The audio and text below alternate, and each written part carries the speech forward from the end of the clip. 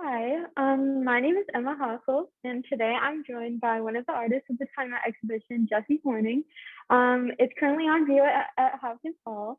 Jesse works for the Department of Art as a lecturer, teaching drawing, screen printing, and lithography and printmaking. The Time Out show is on view at Urban Art Space Hopkins Hall Gallery starting October 26th to November 5th. The Time Out exhibition shows the work of 19 current and accomplished staff within the Ohio State University's Department of Art. And for more information about the show, just visit our website at uas.osu.edu. First question, can you just start by telling us about your work in the show? Yeah. So in the show, I have two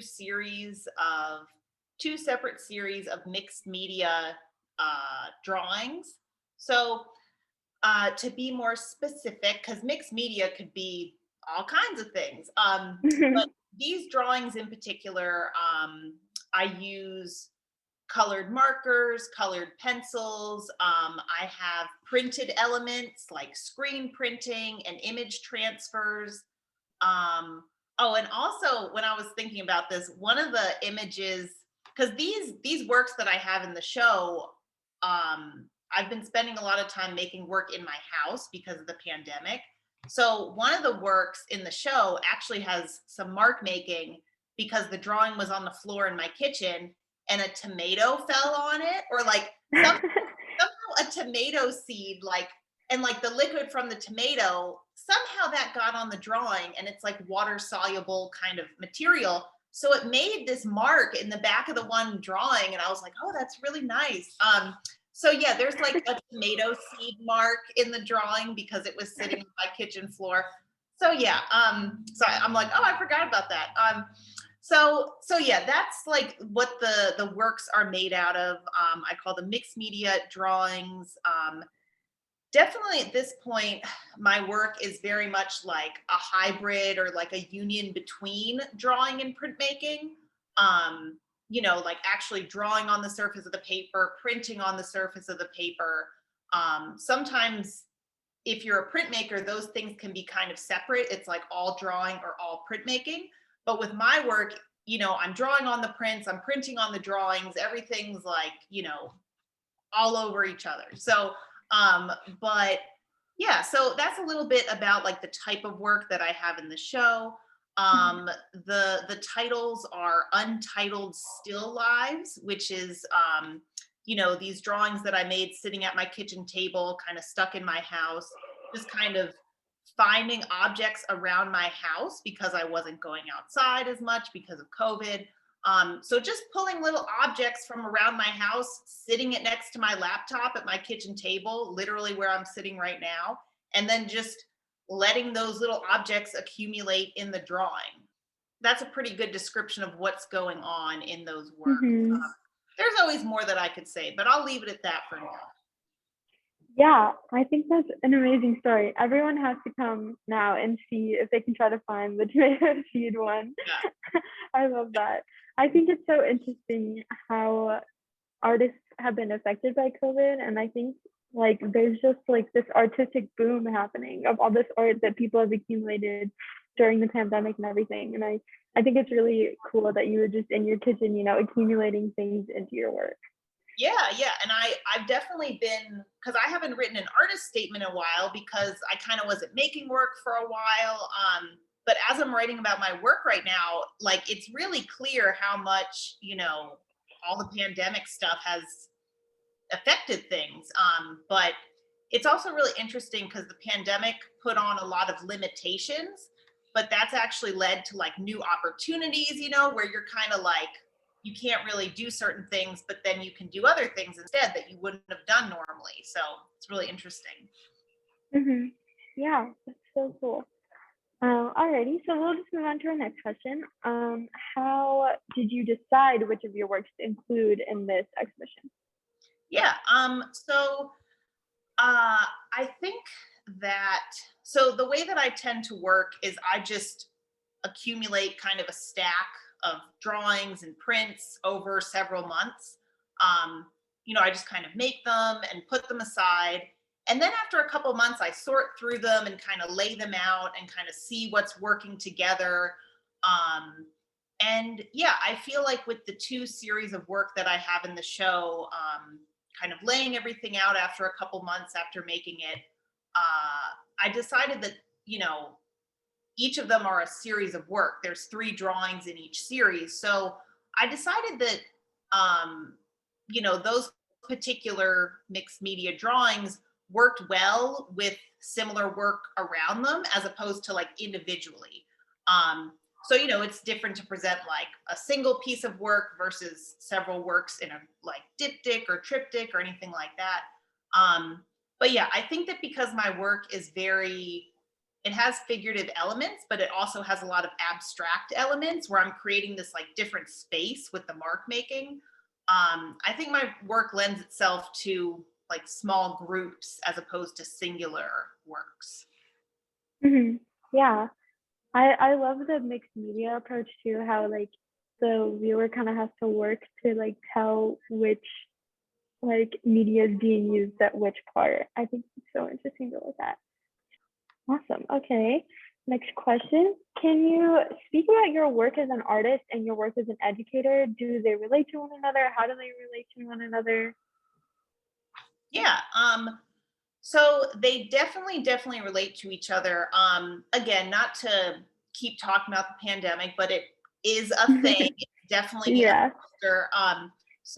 But working as an educator during the past year, a lot of my time that I would have spent on my studio practice has been spent adapting my courses to hybrid online, so that's definitely getting better, but last year, like all of my time was just spent on my classes, adapting them for COVID world, so this idea of time, definitely time for my artwork was taken over by time for teaching.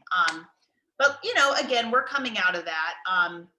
But another way that my work as an educator affects my artwork is I teach a lot of introduction classes. I teach intro to like I teach beginning drawing. So as an educator, I'm spending a lot of time talking about like the fundamentals of like what makes a visually interesting image, composition, line, form, all that good stuff.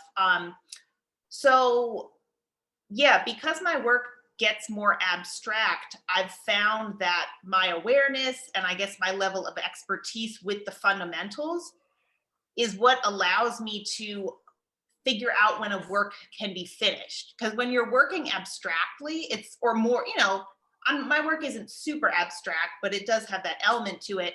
When you're working in that way, it's like, how do you know when it's done?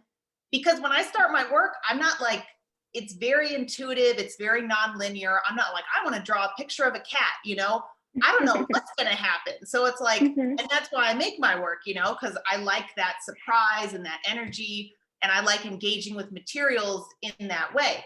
But again, the issue that you run into when you work in a nonlinear way or an intuitive way is like, what did I just make? How do I stop? When is it done? So because I have all these fundamentals and these foundations of like what makes an image a strong image in my head, um, from teaching, I find myself coming back to those fundamentals to kind of determine like when I start to see a range of values in my image, I'm like, okay, this looks dimensional, so maybe it's more finished. Like I'm seeing more contrast. I'm getting a sense of like foreground, background in this weird image I just made, So sometimes it's difficult for me to articulate that connection, but actually, I think I just did that make sense? Because I feel like No, yeah. I'm like, I've always tried to articulate that and I'm like, it like scrambles my brain. But yeah, it's just abstraction, the fundamentals kind of feeding off of each other. No, I think you articulated that perfectly. I always wondered how abstract artists finished their paintings or like decided what they were going to do or just how they went with it. And I think that is so interesting that you can use your tools as like an educator to work as an artist. I think a lot of people don't connect those two. And also, I think it's interesting that you mentioned how the pandemic like affected your teaching too, because I can't imagine like what it was like for the art department to like go completely online. Like, how do you even teach art? You know, it's like all Yeah, not in person. yeah. Well, we all figured that out last year. It was very, yeah, and the thing that's like, it definitely was time consuming, but again, there are things that we have done during the past year in the Department of Art that we would have never done that before, and we did it because of the pandemic, and now we're like, I'm going to keep doing this because it makes more sense. Yeah.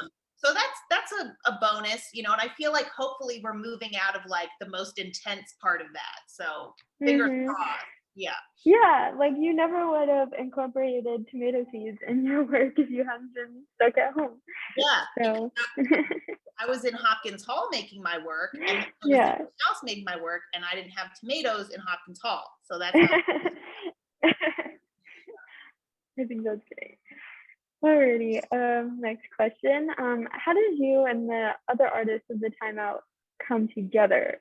Was it kind of like a collaborative effort? Was there like any unifying theme? I know it's not like a collaborative show, but how did you and the department come together to make sense?